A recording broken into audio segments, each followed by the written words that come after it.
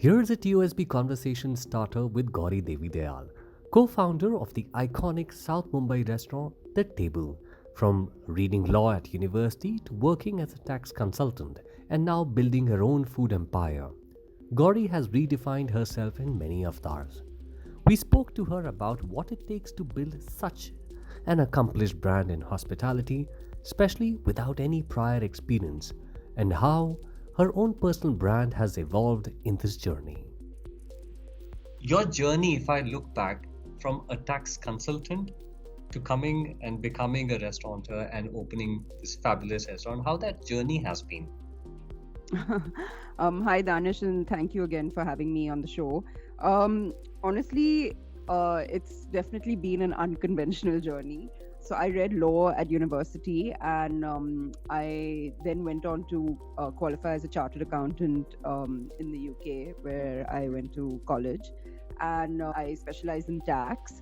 So I spent a good 9 years doing that before my husband, Jay Yusuf, roped me into the idea of doing a restaurant. And I honestly tried to talk him out of it for the longest time. But here we are today, 11 years later, with not just one restaurant but multiple brands. So it's definitely been an adventurous route to get here. But I think that every aspect of my journey so far, from my education to my professional qualification to now being an entrepreneur, has contributed in a really integral way to where I am today. So I think it's all good, and there's never been a day of regret. So you mentioned that, so Jay has, as per my understanding, he has a telecom background and a technology background. You have a background in as being a tech consultant. Was there any experience, or was there any connect between the business which you are in now and what you used to do earlier?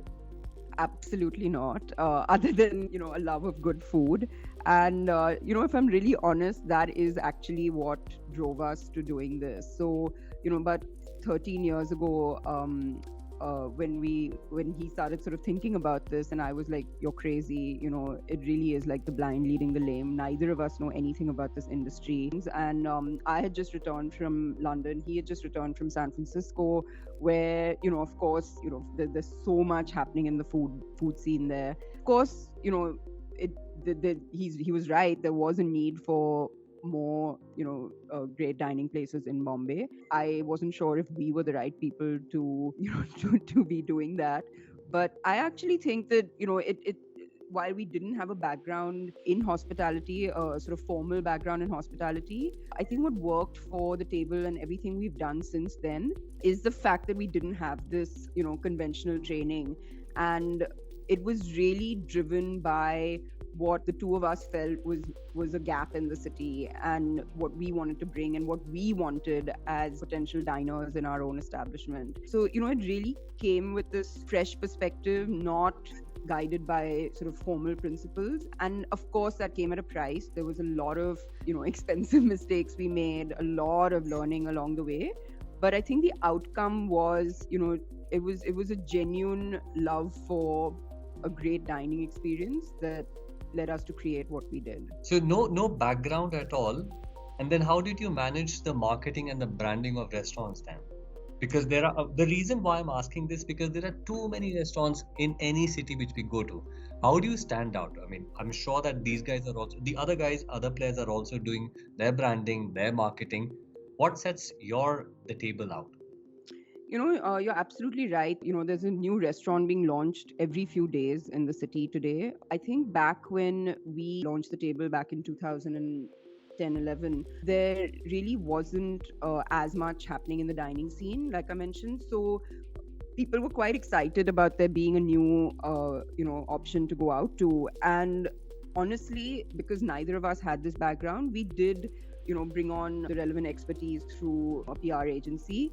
But very quickly, in about a month or two, Danish, I actually realized that people wanted to interact with us. They wanted to hear from us, and I wanted to build that relationship with the media and the people who go out and promote your establishment, myself.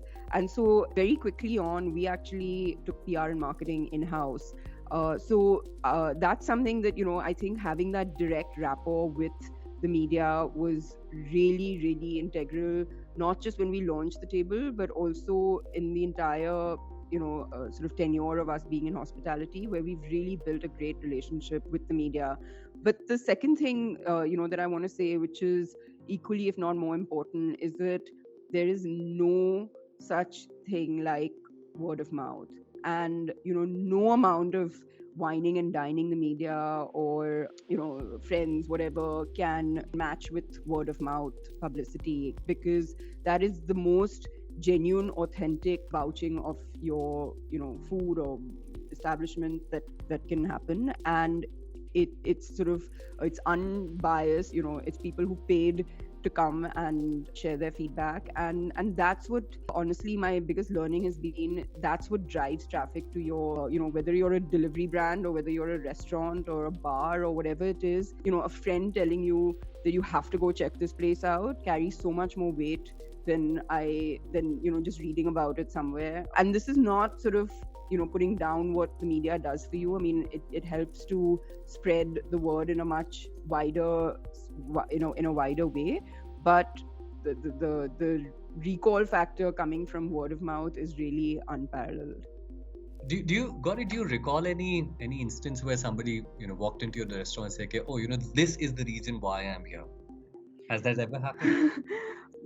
A lot of people, and again, I come back to what made us sort of crazy people do this, right? It was about creating a vibe, creating a space that sort of made you escape for those couple of hours that you were there and transported you to, a different place. And a lot of people who have come into the restaurant, have said that to us. They're like, I feel like I'm in San Francisco or New York, and, not just in terms of the quality of food, but also just the ambience of the space. And it really was that we wanted to create. So, when someone says that, you really kind of feel good, because you're sort of achieving what you set out to do. And of course, a lot of people over the years, as sort of word got out more and we started kind of being listed in international sort of travel guides, etc., more and more people, especially because of where we are located in Bombay, which is very much in the tourist district of Colaba, we started becoming more and more popular with foreigners. And I think that's just this ripple effect that happened, over time. Right. And so it's been close to a decade now. What are the strategies which you followed? So one, I could figure it out. It's your location, because tourists are coming. They keep on talking about, people from across the globe will come. They'll share it on the Facebook, Insta, Twitter, wherever. But what are the other strategies which you used? We actually did a whole podcast on what goes into the making of a restaurant in Bombay, and what you should sort of be thinking about. And you're right, location is sort of the starting point, and we really couldn't have lucked out more with what we've got with the table. But I think that beyond that, I mean, we're in our 11th year today, and in restaurant years, that's like 100 years. Honestly, it feels like that. It's one of the toughest businesses to be in. It sort of has one of the highest failure rates from any industry. And I think that what's held us in good stead is our complete and utter focus on quality and consistency. If you think about it, the reason you go back to a restaurant again and again is because you've really loved something, you're craving something, you remember, you've had a memorable experience and you want to repeat that. And that's what makes someone go back and spend money in your establishment. So I always tell my team that, you have to create a space that feels like home away from home for anyone who walks in through the doors. It's not that there's anyone gets VIP treatment. Everyone should get VIP treatment, and they really need to feel like that it's like home. And there's a few things that have gone into our endeavor to achieve that, and one of them is we've had team members who've been with us since we opened the restaurant, and they recognize our regular guests. They kind of know what their favorite place to sit is, what their favorite thing to eat is, what their favorite beverage is.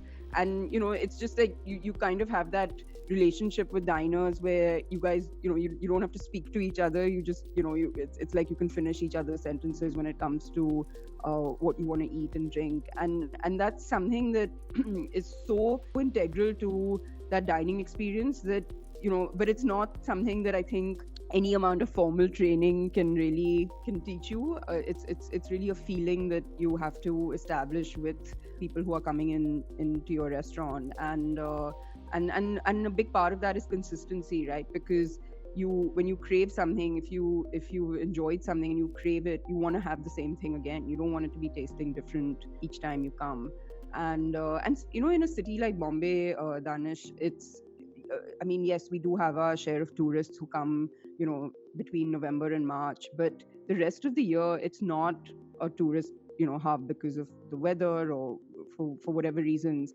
And so you really do depend on local patronage, right? And in order to have the locals come back again and again and not come once a year when they're celebrating a special occasion, you need to build that connection with them more than sort of PR and marketing. I really spend a lot of time, or I did, at least for the best part of the first few years with my team, on going that extra mile for for our guests, and truly kind of understanding the art of hospitality, because that's the business we're in. It's not just about food and beverage, it's really about hospitality. And I think that's a large reason we're still sort of standing today. So, Gauri, was that the reason that your personal brand also became the brand?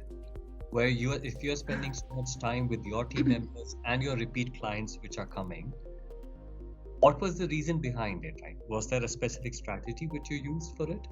I'll be completely honest. I don't think I went about kind of proactively saying I want to build my own brand. Yes, I'm very much the face of all our sort of establishments and all our brands. And I think that what happened is that also maybe it was just the way our industry was until a few years ago, where there were very few women restaurateurs active in this business, and I think that for various reasons I kind of got an opportunity to represent our restaurant, our hospitality group on various sort of platforms and various forums.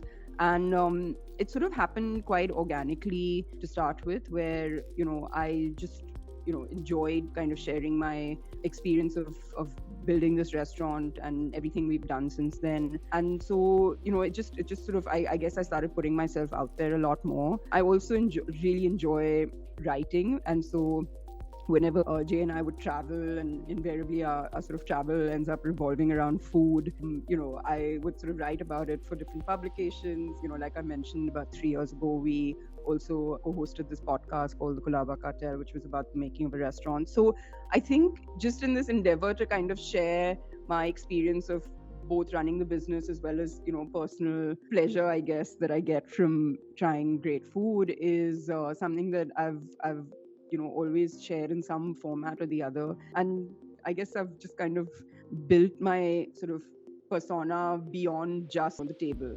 Although that's obviously a large part of why people know about me. But I think it's just kind of, woman entrepreneur, woman restaurateur. It's sort of, sometimes I get these messages which kind of like I fall off my chair when I read them, about how people feel so inspired by what we've created, and you just think you're going about your day-to-day job, and you don't really think about it that deeply, but you don't realize sometimes the impact you're having on others around you. And so any opportunity to kind of share that experience is something I usually grab in a way that allows them to present an ingredient in its best possible way. Right. And any story which has, after, usually people say after eating, this is what I experienced and this is the same experience I'm getting it, or this is a new experience altogether. Any story which you remember, which you'd like to share? Definitely, there have been some amazing feedback that we've had just recently. In fact, just yesterday, we had someone who dined at the restaurant for brunch, and she messaged me and said that, I was traveling the last month around the States and I ate at various Michelin star restaurants, and I honestly feel that your food is better, if not as good as these restaurants. And, when you hear something like that, you just literally, all the drama and the trauma that you deal with kind of goes out of the window, and you're just like, okay, this is exactly why I'm doing what I'm doing. And that must be the case for people who haven't traveled,